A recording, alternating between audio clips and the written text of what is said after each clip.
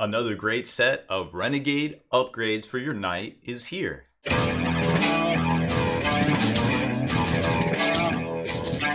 Spiking bits. Welcome back, Hobby Maniacs. I'm Rob Bear, and today we are taking a look at the new Sorcerer Armor Upgrade Kit from Legio Models. This, of course, is for the Knight Titan kit, which is a great little kit that shows no signs of slowing down, that's for sure. So the first thing, if you haven't seen any of these videos I've done, there's two other ones, but I always show you the boxing because I'm actually thoroughly impressed with how the whole kit kind of comes with this foam that's very protective of the parts inside, and it gives you the time to actually hobby on it and maybe put it back and not get it all dinged up, or just to kind of contain it before you actually get to it. But it's shipped out of Eastern Europe, so obviously you want some really good protection for your set of upgrades as well. So we're gonna pull all these pieces out and run it down. So here's the parts all laid out, and there's actually quite a few parts in here, to be quite honest. These Anubis heads are exactly the same, so I'm not exactly sure why I got two of them. I think I might have actually been shorted one of these braziers, whichever one is the correct term right there. But either way, I think I got shorted one of those in this, so I'll give them a message about it. I'm sure it's fine. I'm sure it'll sort itself out. But either way, so kind of a happy little bonus, I suppose.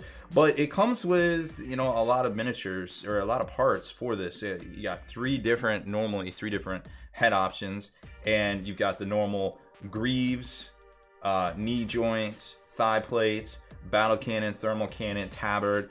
This is going to come with a close combat weapon and two solid big good looking shoulder pads there, and of course the carapace armor that kind of pulls it all together. Now, something that I didn't realize, and of course you can hit up Legio Models over on their Facebook group, and we will put that link, you know, below in the comments and in the description so you can check it all out. But I didn't realize that this upgrade kit, it's incredible how different in price. Now, you do need a knight, of course, but in getting a complete kit, something very similar from Forge World, is $190 US. So this kit is, I think it's 75 shipped. Seems pretty good value as far as that goes. I mean, as far as sculpting and stuff, we'll take a closer look here in a second as I'm showing you all the parts. But so far, I'm definitely liking what I see here. But now I get a chance to kind of try out their customer service because I think they switched a couple of parts around right there. But we'll see how it goes. So there's our top carapace, and you can see it fits on pretty snug. Definitely locks in there.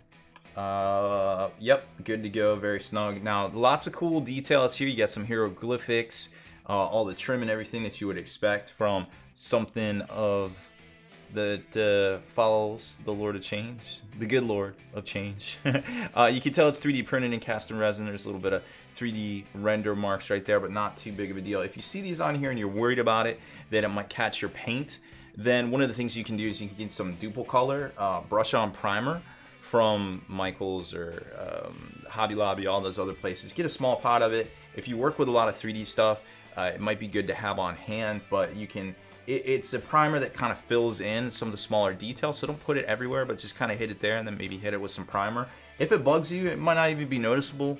I haven't primed this yet. I'm still deciding which one I want to put together and paint live on stream on Twitch, but I don't exactly know quite yet. And then on the back there, it's got some more trim that's more like a fiery kind of look to it right there, fiery ripple that could be iridescent or what have you, and you got the beetle motif and everything. Now, the one bit here with the flames definitely locks on and looks good, but like I said, I think we kind of got messed up right there. I don't have the armor plate. Still working on painting up my armor plates right there, so just keep in mind there's a little armor plate that'll be sticking out. And then the heads look great. I mean, I was sizing these up earlier, so there normally wouldn't be that top plate right there. So you'd have this Anubis head, which, wow, very striking. And this crazy looking Danny DeVito Cyclops head. Very interesting looking, maybe Totem Con, I don't really know. And then you got this Crusader kind of look for the old original kind of Legionnaires.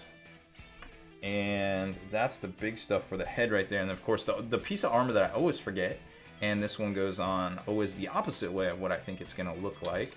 So it's really starting to kind of come together and have this like cool arcing look to it. let's slap on shoulder pads here, which are also very well detailed. I mean, you can see there are some print lines in it. And again, I can't speak to how they will look after we get them primed up and painted, but right there, it's kind of noticeable, but the detail is solid. Like, you got a lot of solid detail here. You don't have to worry about lack of detail, lots of gems and things. So I can't really speak to the painting of it aspect yet.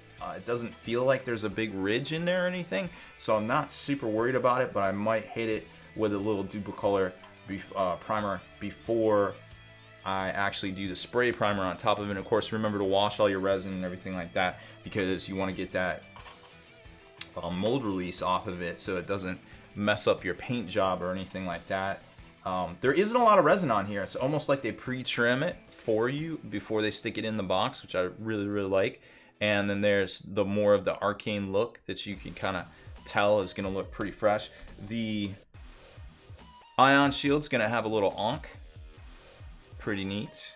That's going to snap on there. And then you've got the tabard, which looks to go on right like that. So that's going to glue in somewhere right there. Obviously paint is separate because it's going to be a lot easier to work with. And you've got, whoops, my magnet. I am too forceful. Don't know my own strength. And let's see. There's that. And then we've got the groin or the thigh plate right here. And this is really going to start to pop here in a second. Once we get all of these pieces on, we'll go with the scarab.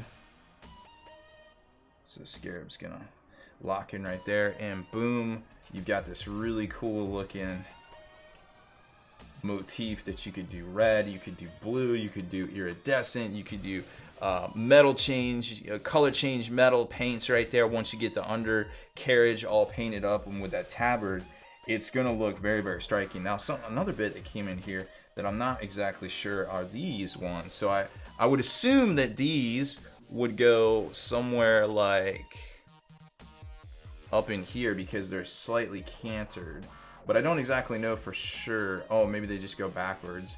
Or, yeah, okay, so that's more like it. So they go like something like this. So something like that, so kind of higher up in the air, which is a little bit, it's a little bit different than the flush one right here, which me personally, I kind of prefer the flush, but I'm not exactly sure, personal preference and taste and things like that. Now, as far as weapons go, let's take a look. So this is going to be the battle cannon. And we'll pull those pieces off before they all fall off.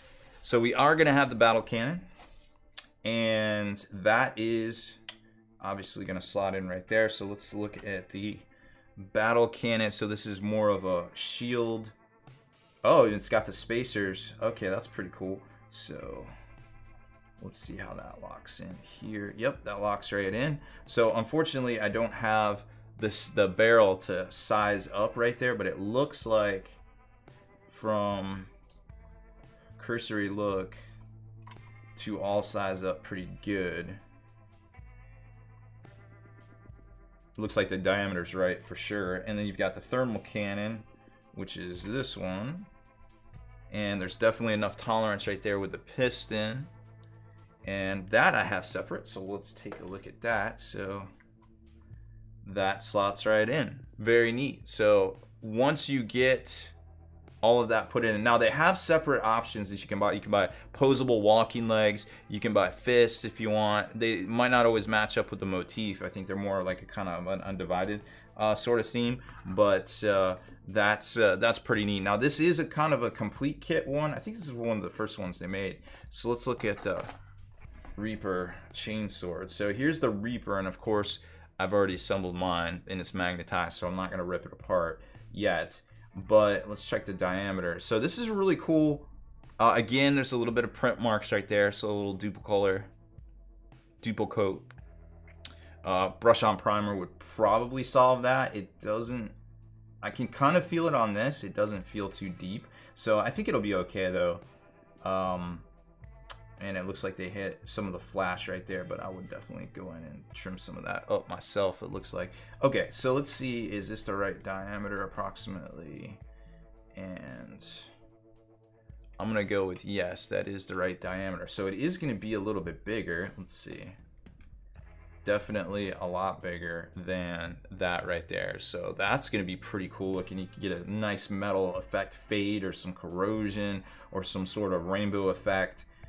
Maybe those sweet heats, like it was heated steel and it's kind of heated up and weathered itself over time. But that, once you get this all together, and you kind of saw it when I had the plating all on, it's going to be a very striking model with all the different parts, and then you really have an opportunity to kind of pull it all together with some contrast on the tabard right here, whether it's dark or light. You can do some of the bone page work and stuff. So I'm liking this one. This one is very cool. I'm almost about to switch from wanting to paint the Nurgle one to wanting to paint the Tzeentch one. I got to think about it. I'm not exactly sure quite yet which one I want to paint, but every time I unbox one of these, I just get more and more excited about it. So Legio Models over on Facebook group. We'll put the link. Check it out below. I think that's it for this one. I don't have anything else to show you, so I'm gonna get with them about these missing parts, and we'll see what's up, because I don't need 2 Anubis heads, right? So that's it for this one. Thank you for watching my video. Make sure you hit that subscribe button and turn on notifications so you can be the very first to like and comment on all our videos.